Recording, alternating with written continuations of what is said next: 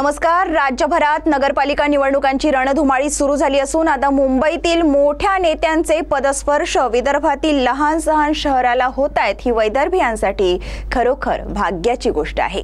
आज उपमुख्यमंत्री एकनाथ शिंदे हे वणीमध्ये नगराध्यक्ष पदाच्या उमेदवार पायल तोडसाम यांच्या प्रचारार्थ आले होते। यावेळी त्यांनी वणी शहराच्या विकासाकरिता अनेक घोषणांचा पाऊस पाडला।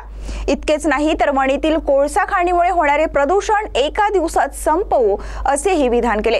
झाले असे की प्रचार सभेत बोलताना एकनाथ शिंदे यांनी प्रदूषणाच्या मुद्द्यावरून स्टेजवरूनच प्रदूषणाची समस्या प्रदूषण नियंत्रण मंडळ अध्यक्ष सिद्धेश कदम यांना फोनवरून सांगितली।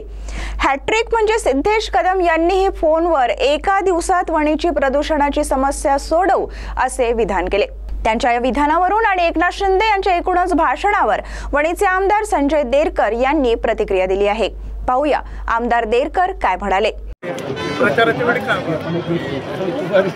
आज वणी इथे सार्वत्रिक नगरपालिकेच्या निवडणुका सुरू आहे। या रणधुमाळीमध्ये आमचे उमेदवार डॉक्टर सौ संचिता नगराळे हे नगराध्यक्ष पदासाठी उमेदवार आहेत आणि त्यांच्यासोबत पूर्ण टीम काँग्रेस पक्ष, मनसे आणि मराठा सेवा संघ, महाराष्ट्र नवनिर्माण सेनेचे सर्व या ठिकाणी एकत्रित येऊन निवडणूक लढवतात। आज या ठिकाणी आपल्या राज्याचे उपमुख्यमंत्री या ठिकाणी येऊन गेले आणि त्यांना यासाठी यावं लागलं की उभाटा उद्धव बाळासाहेब ठाकरे यांचा उमेदवार हा सबळ उमेदवार आहे आणि अशा परिस्थितीत त्याला मात देण्याच्या दृष्टिकोनातून ते या ठिकाणी सभा घेण्यासाठी आले आणि सभेमध्ये त्यांनी प्रदूषणाचा प्रश्न मांडला।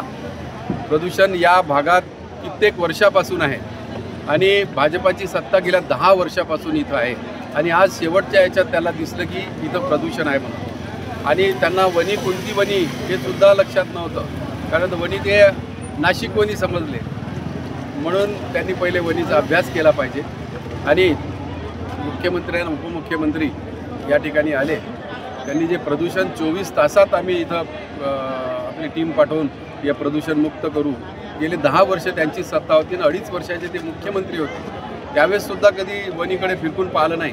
कारण सर्वात जास्त खनिज संपत्ती या आपल्या वणी भागात आहे आणि वणी भागातून जो रॉयल्टी या ठिकाणी देशाला जाते ती सर्वात जास्त आहे। आणि अशा परिस्थितीत या 2.5 वर्षात त्यांना दिसलं नाही, गेल्या 10 वर्षात दिसलं नाही ना आता फक्त त्यांनी निवडणूक आली म्हणून त्यांनी प्रदूषणाच्या बाबतीत स्टेजवरून फोन केला असं समजते, परंतु या वणीकर जनतेला माहीत आहे, ठाऊक आहे की हे 10 वर्ष ही सत्ता या ठिकाणी असताना सुद्धा करू शकले नाही, तर आता काय करणार। आणि त्यांनी स्वकीयांनाच त्यांचा जॉब विचारला आहे, कारण या अगोदर नगरपालिकेची सत्ता ही BJPकडेच होती आणि ते BJPचे घटक पक्ष म्हणून शिवसेना शिंदे गट आहे आणि त्यांनाच जॉब विचारला। याचा अर्थ वणीकर जनता समजून गेली आहे की यांच्यातच आपसात जमत नाही, ते फक्त वणीमध्ये येऊन काहीतरी थातून मातून बोलून गेले।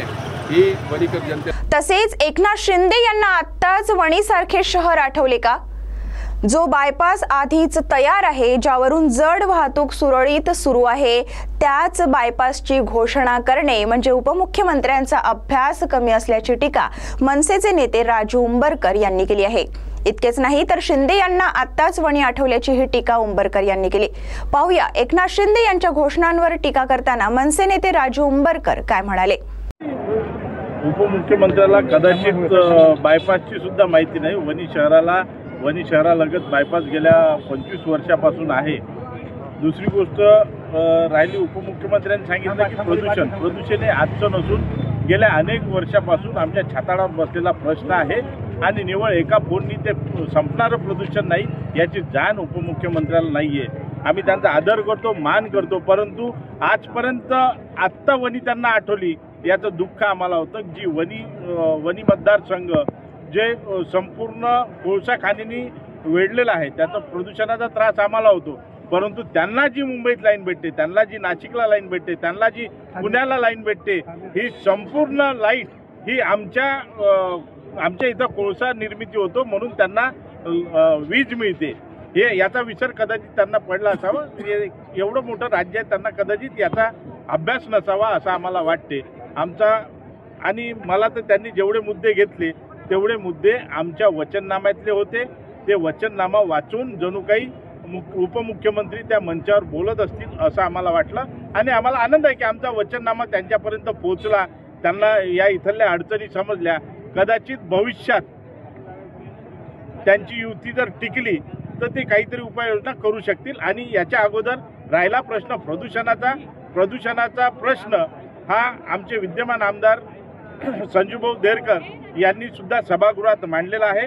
सभागृहात मांडून जवळपास आज 6 ते 7 महिने झाले, परंतु सभागृहाला आत्तापर्यंत जाग आली नाही. याचं दुःख आमच्या संपूर्ण वणीकर शहराला आहे आणि वणीकर शहराची जनता हे चांगली जाणून आहे की हे फक्त सोंग या निवडणुकीपुरतं आहे. निवडणूक झाली की हे याला सर्व विसर. CTV प्रतिनिधी मनोज नवले यांची रिपोर्ट.